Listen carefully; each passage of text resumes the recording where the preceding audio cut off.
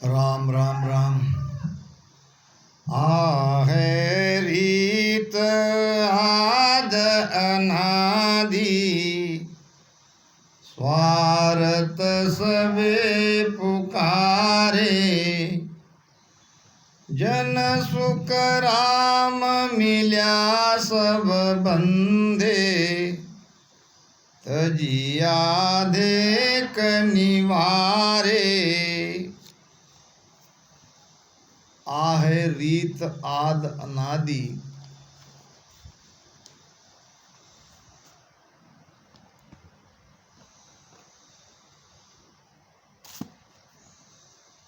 साध लक्ष्य को अंग है। जगत की रीत महाराज यहाँ पे इस साखी द्वारा हमें बता रहे हैं कि आदि अनादि से ये चलता आ रहा है और चलता रहेगा। आहे रीत आद अनादि, कौन सी रीति? स्वार्थ सबे पुकारे। स्वार्थ है तो किसी से प्रेम करते हैं, स्वार्थ नहीं है तो उससे कोई प्रेम होता नहीं है। ये आदि अनादि से ये रीति चल रही है। सब सुख के स्वार्थ के प्रेमी हैं। जन सुख राम मिल्या सब बंदे। जब हमारा स्वार्थ पूरा होता है तो हम उसकी महिमा करते हैं। जब हमारा स्वार्थ पूरा नहीं होता तो उसकी निंदा करते हैं। ये सबके लिए कह रहे हैं महाराज। स्वार्थ पूरा न होने पर निंदा भी करते हैं और द्वेष भी रखते हैं। जब लग हेत देख मिल दोनों, तब लग जगत कहीजे। जन सुख राम साध लच ऐसा, पिया सब तिस छीजे। जब लग हेत देख मिल दोनों, जब तक प्रेम है और द्वेष है,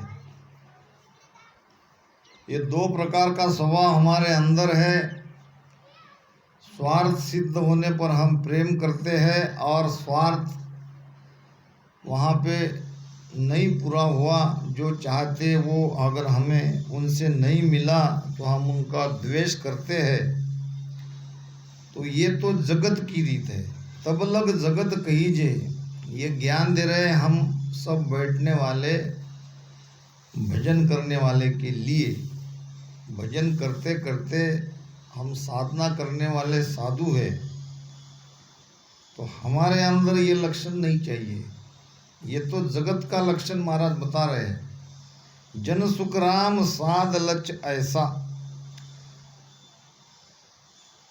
साध का लक्षण ऐसा होना चाहिए। स्वार्थ पूरा हो तो भी प्रेम, और स्वार्थ पूरा न हो तो भी प्रेम। द्वेष का भाव हमारे अंदर नहीं आना चाहिए। पिया सब तिस छीजे, यानी मन के मुताबिक हुआ तो भी ठीक, मन के विरुद्ध कोई बात चली गई तो भी ठीक, सबको सह लेता है। अच्छी बुरी सब पचा लेता है। ना काहू से बैर दोस्ती, आपे घरा न जावे। जन सुख राम जाय आराध्या, द्वितीया भावन लावे। ना काहू से बैर दोस्ती, न तो किसी से बैर करता है और न किसी से दोस्ती, यानी बैर भी नहीं तो मित्रता भी नहीं। आपे घरा न जावे, कोई काम ना लेकर किसी के घर पे जाना नहीं चाहिए, और भजन करने वाला साधु जाएगा नहीं। स्वार्थ के उद्देश्य से किसी पे घर पे जाना ये साधु का लक्षण नहीं है। जन सुख राम जाय आराध्या, द्वितीया भावन लावे। यानी अपने स्वार्थ के लिए किसी के सामने हाथ फैलाना या उनको मांगना, ये साधु के लक्षण नहीं है। जब लग बुरी भली सब अभ्यासे, काम क्रोध अहंकारा, जन सुख राम तहाँ लग भय है, त्रिकुटी तत्व विचारा। त्रिकुटी का स्थान यहाँ है, और वहाँ पहुँचने पर ही आगे की यात्रा संभव है। त्रिकुटी का स्थान ठीक उस हवाई अड्डे के जैसा है जहाँ से विदेश में जाने के लिए हवाई जहाज वहाँ रहते हैं। चाहे वहाँ से आप कहीं भी जाओ, ध्यान में भी त्रिकुटी का स्थान हवाई अड्डे के जैसा है। देश में जाना है तो हम बस से, गाड़ी से या रेल से चले जाएंगे, मगर देश के बाहर जाना है तो बिना हवाई जहाज, बिना विमान के प्रवास नहीं कर सकते। अब ये 3 लोक तक तो देश है हमारा, स्वर्ग मृत्यु पाताल। जीव इस 3 लोक में रहता है, और यह है विदेश, ब्रह्मांड, बेहद का देश है। तो वहाँ जाने के लिए त्रिकुटी में जाना ही पड़ेगा। फिर त्रिकुटी से आप वैकुंठ में जाओ, वैकुंठ भी त्रिकुटी के पास में है। त्रिकुटी से आप ब्रह्मा के सतलोक में जाओ, त्रिकुटी से आप शिव के कैलाश लोक में जाओ, सब लोग यही है। बाहर जो है वो यहाँ पे है। कोई शिव ब्रह्म में जाओ, या कोई पार ब्रह्म में जाओ, या कोई अमर देश में जाओ, त्रिकुटी होके ही जाना पड़ता है। वहाँ से आपको सारे रास्ते मिलेंगे। तो महाराज कहते हैं कि जब तक बुरे को बुरा, भले को भला, ये स्वभाव हमारा बना रहता है, होना तो ये चाहिए सब भला। किसी ने अच्छाई करी तो भी भला, किसी ने बुराई करी तो भी भला। अगर महिमा करने से कोई राजी होता है और निंदा करने से दुखी होता है तो वो साधु नहीं, वो जगत के जैसा है।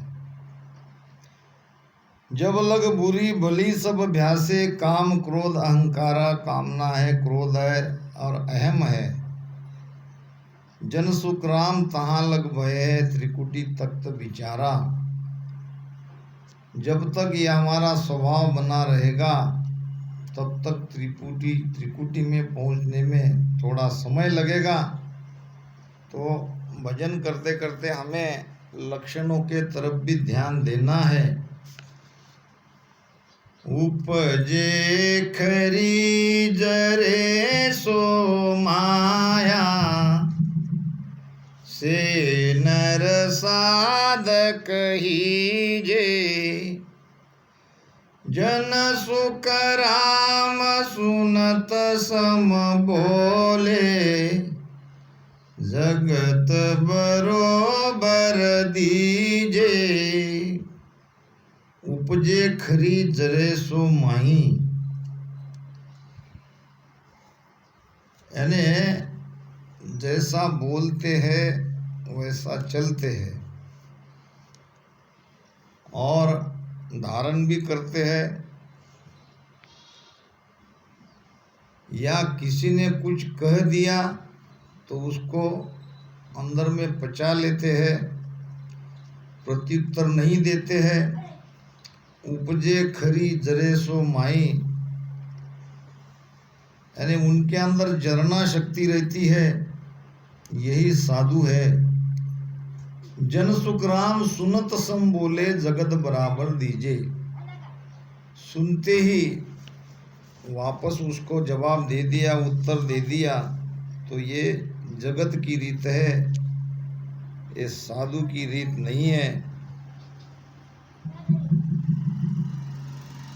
एक कोली एक भाणिया, साधु सेवे दो गाल।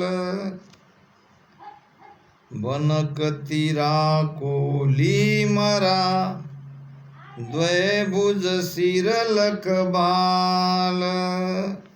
एक कोली एक बानिया, साधु सेवे दे गाल।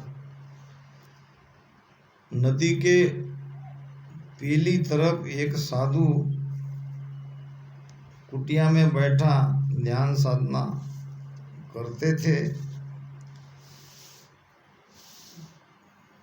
तो दो लोग वहाँ रोज जाते थे। एक तो था बाणिया, यानी कोई सेठ, और एक था कोली।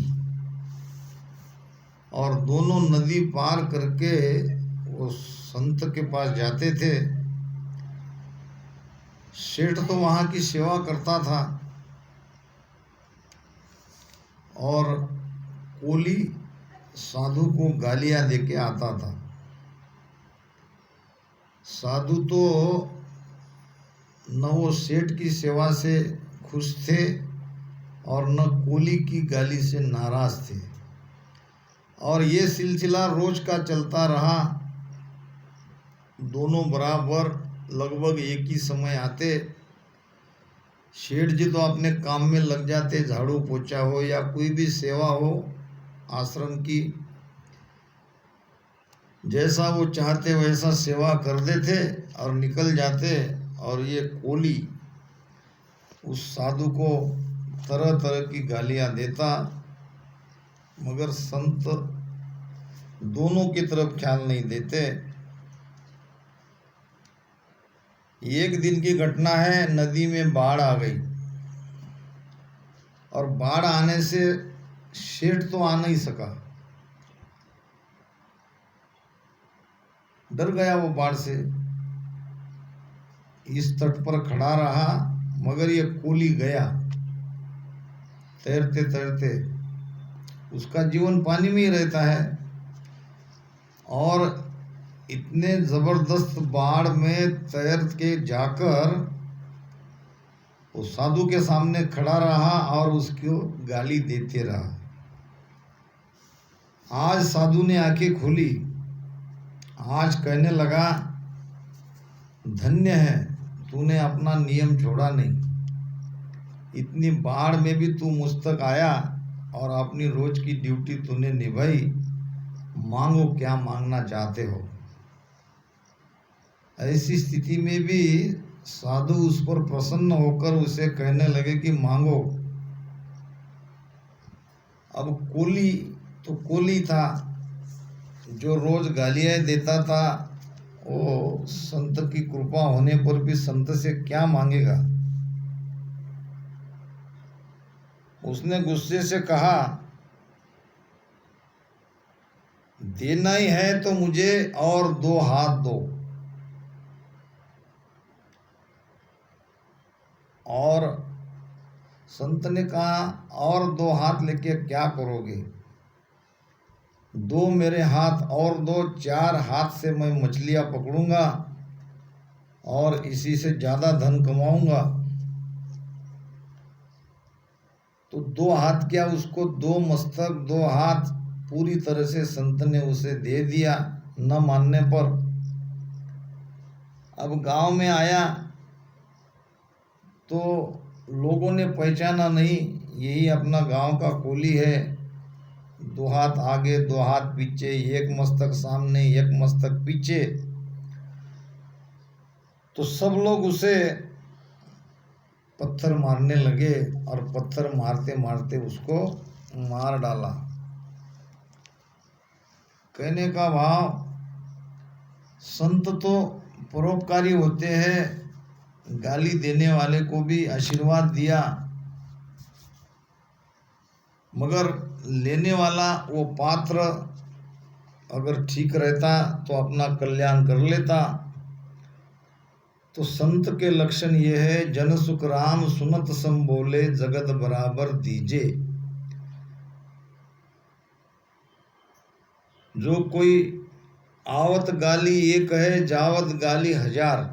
उधर से कोई एक गाली अगर देता है और उसमें हम प्रत्युत्तर देते हैं तो वो गाली हजारों गाली में परिवर्तित होती है, एक गाली। भगवान बुद्ध के जीवन का प्रसंग है। एक गांव में कहीं गया और एक सेठ ने प्रसाद लाया और भगवान बुद्ध के चरण में रख दिया। उस प्रसाद के तरफ सेठ ने, भगवान बुद्ध ने देखा नहीं। थोड़ी देर सेठ खड़ा रहा और डिब्बा उठा के सबको बांट दिया, क्योंकि प्रसाद तो बांटा ही जाता है। आगे निकल गए तो दूसरे गांव में एक व्यक्ति ने भगवान गौतम बुद्ध को बहुत गाली दी, तरह तरह की गाली देता रहा। भगवान शांत मुद्रा में वैसे ही खड़े रहे, जैसे कुछ हुआ ही नहीं। उनके शिष्य को बहुत गुस्सा आया कि आप इसे कहते कुछ क्यों नहीं हो, ये बिना मतलब आपको गालियां दे रहे हैं, ऐसी ऐसी गालियां दे रहे हैं जिसे सुनकर हमको गुस्सा आता है, और आप शांत कैसे। जब गालियां देते देते वो थक गया तो भगवान बुद्ध ने कहा कि देखो पिछले गांव में क्या हुआ, जरा उस घटना को याद करो। तो कहने लगे कि एक सेठ आया था, उसने प्रसाद लाया, तो फिर मैंने प्रसाद लिया क्या? तो कहने लगा नहीं। फिर उस प्रसाद का क्या हुआ? तो प्रसाद सेठ जी ने बांट दिया। और जब प्रसाद मैंने नहीं लिया तो वो बांटा गया, तो अब इसकी गाली भी मैंने नहीं ली, तो गाली भी ऐसी बांट दी जाएगी। आवत गाली एक है, जावत होए हजार। तो किसी ने कुछ कह दिया और उसका प्रत्युत्तर नहीं दिया, तो धीरे धीरे वो झगड़ा समाप्त होता है। कहते हैं कि हमारे मोहनदास जी महाराज दृष्टांत बड़े अच्छे देते थे। बहुरानी जेठानी थी घर में, और दोनों में बहुत कहा सुनी होती थी, झगड़ा होता था, तो दोनों भाई अलग हो गए। अब अलग होंगे भाई तो पास पास ही तो रहेंगे। फिर भी सुबह उठ के किसी न किसी बात पे एक ने कुछ कह दिया तो दूसरी शुरू हो जाती थी, दूसरी ने कहा तो ये शुरू। रोज का झगड़ा चलता था। दोनों भाई भी त्रस्त हो गए और गांव के लोग भी सुनते सुनते कही थी कि जाने दो, इसकी तरफ ख्याल ही मत दो, इनका रोज का है। मगर दोनों भाई परेशान थे, क्या किया जाए। फिर कहीं गांव में एक संत आए और छोटे भाई ने अपनी पत्नी को कहा कि देखो रोज का झगड़ा ठीक नहीं है, तुम थोड़ी समझदार हो, और भाभी तुमसे बड़ी है, तुम्हारी बड़ी बहन है, कुछ कहती भी है तो कभी कभी सुन लिया करो। ये कहने लगी मैं क्यों सुनूं, मैं अपनी तरफ से तो कुछ कहती नहीं। नहीं, इससे घर का पूरा माहौल बिगड़ गया है, लोग हमें अच्छी नज़र से नहीं देखते हैं। तो थोड़ी समझदार थी, कहो क्या कहना चाहते हो, तो इसको कुछ उपाय करेंगे, जाके संत के पास जाएंगे। और कोई उपाय अगर वो देते हैं तो वो मानेंगे। अब संत के पास तो हर उपाय रहते हैं, तुम्हारे संसार के भी और मोक्ष प्राप्ति के भी। उसने झट से वहाँ से कोई एक लकड़ी तोड़ी, छोटी सी थी, और कह दिया कि बेटा मैंने ये मंत्रोच्चार करके ये दवाई दी है, इस दवाई को सुबह मुख में रखना और ध्यान रहे उधर से कुछ भी कुछ कहा गया तो जब तक ये दवाई है तब तक मुंह खोलना नहीं, नहीं तो दवाई काम नहीं करेगी, उसका असर नहीं होगा। दिया तो कुछ नहीं था, मामूली एक लकड़ी दे दी और मुंह में रखने के लिए, यानी मुख को बंद करने के लिए कहा, मगर ऐसे कोई मानते नहीं तो उनको इस तरह से देना पड़ता है। प्रणाम करके चले गए दोनों पति पत्नी। सुबह हुई, उधर से गालियाँ की बरसात होने लगी और इसने लकड़ी मुंह में रख ली।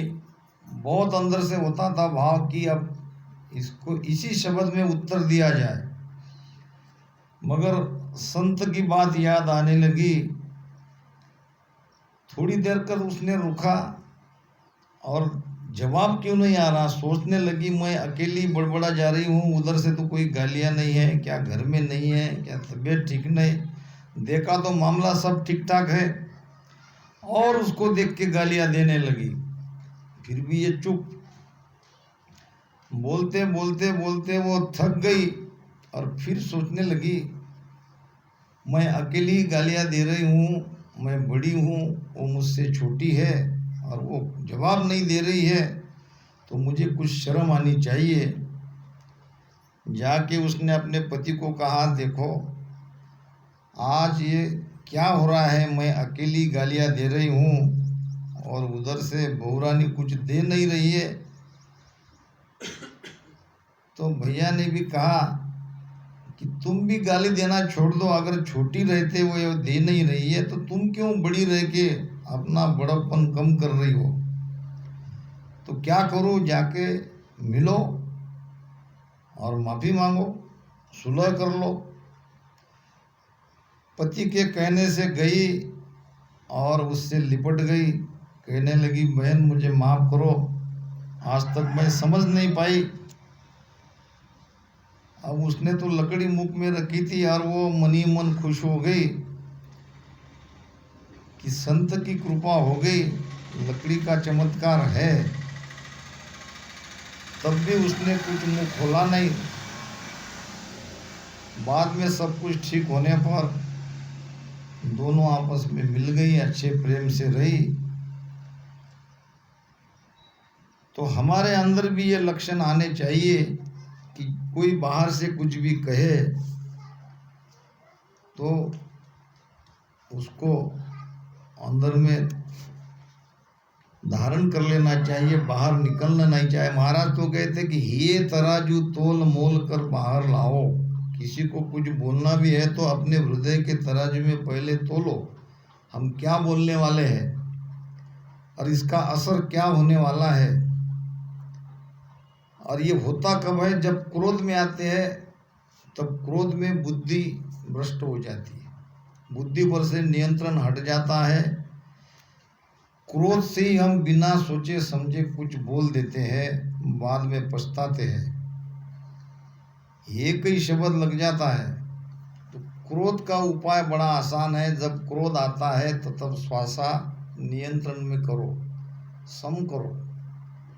जब क्रोध आता है तो श्वासा बहुत तेजी से चलती है, उसको धीरे लेवल पे करो, ऊपर करो नीचे करो, ऊपर करो नीचे करो। 2 मिनट में, 2 मिनट से भी कम समय में आपका क्रोध चला जाएगा और आगे होने वाले अनर्थ से हम बच जाएंगे। सब सूहे तबेर नहीं बंचे, निरपक ज्ञान विचारे, जन सुख राम सूर के उदे, ठगे मुसे कुण मारे। सब सु हेत बेर नहीं बंचे, सबका भला हो ऐसा भाव रहना चाहिए, बुरा किसी का न हो ये हमें सोचना नहीं है। सबसु हेत बेर नहीं बंचे, दुनिया में संसार में सबका अच्छा हो, सबका भला हो, किसी का भी बुरा नहीं हो, यह सद्भाव रखना चाहिए और ज्ञान निरपक्ष करना चाहिए। पक्ष नहीं लेना है किसी का, जो सत्य है या जो निरपक्ष है वो ज्ञान, वो निर्णय, वो न्याय सत्य न्याय है। निरपक ज्ञान विचारे, जन सुखराम सूर के उदय ठगे मुझसे कुण मारे। प्रकाश होने पर जैसे कोई चोर हो या कोई लुटारू हो, अंधेरे में ही वो ये काम कर सकते हैं, जब दिन निकल गया तो वो चले जाते हैं। इसी प्रकार भीतर में ज्ञान का प्रकाश अगर हो गया तो बुरी वृत्तियाँ सारी नष्ट हो जाती है, बुरे विचार भी हमारे पूरी तरह से मिट जाते हैं। निरपक साधप के बंध लोई, देख करे सो दाणो। जन सुख राम मूक सु मीठा, कपटी नरक बखाणो। निरपक साध पखे बंद लोई, साधु निरपक्ष है, पक्ष रहित है और संसार पक्षपात में बंधा है, अपने मत में बंधा है। ज्ञानी सबे अड़े नर जुग में, पखे पखे नर ताने। यानी हमारी जो मान्यता है वही सही है और दूसरा जो कहता है वो झूठ है, इसे कहते हैं पक्षपात। हम जो कहते हैं वही सही। और संत कहते हैं कि मेरा कोई पक्ष ही नहीं है, जैसा राम जी कहेंगे, जैसा वो करेंगे वो सही। साधु को अपना कोई पक्ष रहता ही नहीं है, अच्छा हुआ तो भी ठीक और बुरा हुआ तो भी ठीक, दोनों में वो राजी है। कहते हैं कि एक राजा के पास एक प्रधान था और वो हमेशा कहता था अच्छा हुआ भला हुआ। उसके मुख में किसी भी बात पे कोई भी घटना हो जाए तो वो यही कहता था अच्छा हुआ भला हुआ, और हमेशा राजा के साथ में रहता था, राजा का विश्वासु था। और कई मौके पर उसने राजा को अच्छी सलाह देके राजा का फायदा ही किया, तो राजा उससे बहुत मानते थे और ये भी मानते थे कि वो अच्छा हुआ भला हुआ हर बात में कहते थे। एक दिन राजा म्यान से तलवार निकल रहे थे, उसकी धार देखते देखते उसकी अंगली कट गई, बहुत खून निकलने लगा। प्रधान पास में ही था और उसके मुख से निकल गया अच्छा हुआ भला हुआ। अब राजा तो दर्द से इधर बहुत दुखी थे और उसमें उसने और कहा कि अच्छा हुआ भला हुआ। अब उसने तो राजा के दर्द देखकर कि इस घटना देखकर नहीं कही, वो तो उनके मुख से निकलता ही था। राजा को गुस्सा आया, सेनापति को कहा अब इसको जान से तो मारना नहीं है, नहीं तो इसने तो इतना मुझे दुख दिया, कोई और होता तो मैं इसकी जान ले लेता, इसको काल कोठड़ी में डाल दो। अच्छा हुआ भला हुआ कहता है, मेरी उंगली कट गई। फिर कुछ दिनों के बाद वो ठीक हो गई उंगली, मगर वो वैसी की वैसी रही। निशानी उसकी। एक दिन राजा अपने कुछ सिपाही को लेकर जंगल में शिकार के लिए गया। शिकार तो नहीं मिली, मगर एक सूअर के पीछे लगते लगते जंगली लोगों की बस्ती में राजा पहुंच गया। राजा को उन लोगों ने पकड़ लिया और पकड़ने के बाद फिर वहाँ कोई उनका कोई मेला था, कोई त्योहार था, देवी को बलि चढ़ाने का वो दिन था और बलि चढ़ाने के लिए राजा को उन्होंने पकड़ लाया था। सारी विधियाँ सारी तैयारियाँ पूरी हो गई। फिर उनका कोई पंडित होगा जंगली लोगों का, उनमें से ही कोई, अब उसने राजा को पूरी तरह से जांचा, देखा तो राजा की उंगली कटी हुई है, वहाँ निशान है। आके सबको बताया कि इसकी बलि नहीं चढ़ाई जा सकती, क्योंकि हमें तो साबित इंसान चाहिए, ये तो कटा हुआ है। अब फिर उसे छोड़ दिया गया। राजा को भाषा तो नहीं समझी, मगर यह समझ में आ गया कि आज मेरी उंगली कटी, इसलिए मेरी जान बची। प्रधान ठीक कहता था, अच्छा हुआ भला हुआ। बात उनको अब समझ में आई। तुरंत जाके प्रधान को छुड़ाया कि तेरी बात का उत्तर मैं आज समझ गया, तूने उस दिन कहा था वो सत्य कहा था, और अच्छा ही हुआ और मेरा भला ही हुआ। आज मैं जिंदा हूँ इस उंगली कटने के कारण। फिर राजा ने कहा, मुझे एक बात कहो, ये तो आप सबके लिए कहते हो अच्छा हुआ भला हुआ, तुम्हारे लिए क्या अच्छा हुआ? मेरी उंगली कटने पर तो तुम्हें जेल में डाला गया, वो भी काल कोठड़ी में, तो तुम्हारे लिए क्या अच्छा हुआ? ये तो तुम्हारी सजा हो गई। प्रधान कहने लगे, महाराज अगर आप मुझे जेल में ना डालते तो मैं आपके साथ रहता। जैसे जंगली लोगों ने आपको पकड़ा वैसे मुझे भी पकड़ते, आपको तो छोड़ देते, मगर मैं तो पूरी तरह से कहीं कटा हुआ नहीं था, मुझे बलि चढ़ा देते। इसलिए अच्छा हुआ भला हुआ। महाराज कहते, सबसु हेत बेर नहीं बंचे, निरपक ज्ञान विचारे। जन सुख राम सूर के उदय, ठगे मुझसे कुण मारे। निरपक साध पखे बंद लोई।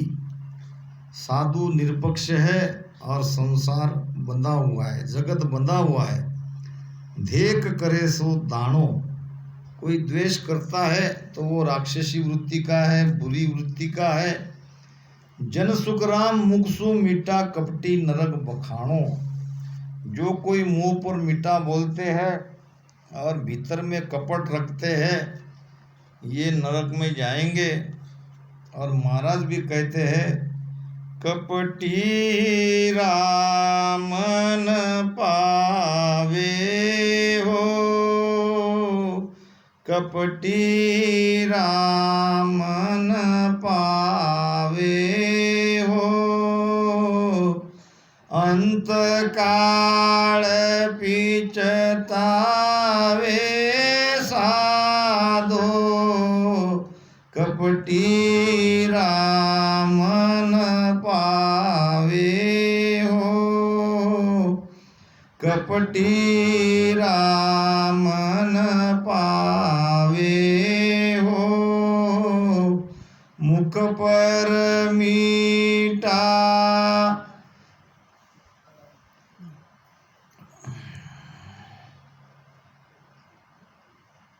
कपटी रामन पावे हो, अंत काल पिस्तावे साधु, कपटी रामन पावे हो। मुख पर मीठा बोल गुताई, मुख पर मीठा बोल गुताई। सीणो समझणो बोले हो, सीणो समझणो बोले हो। दाव गा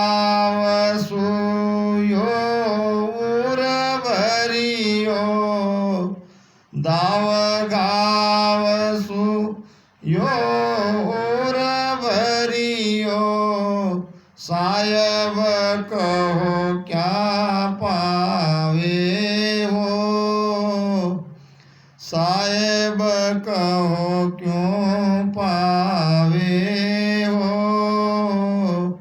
कपटी राम न पावे हो, अंत काल पिसतासियो साधो, कपटी राम न पावे हो।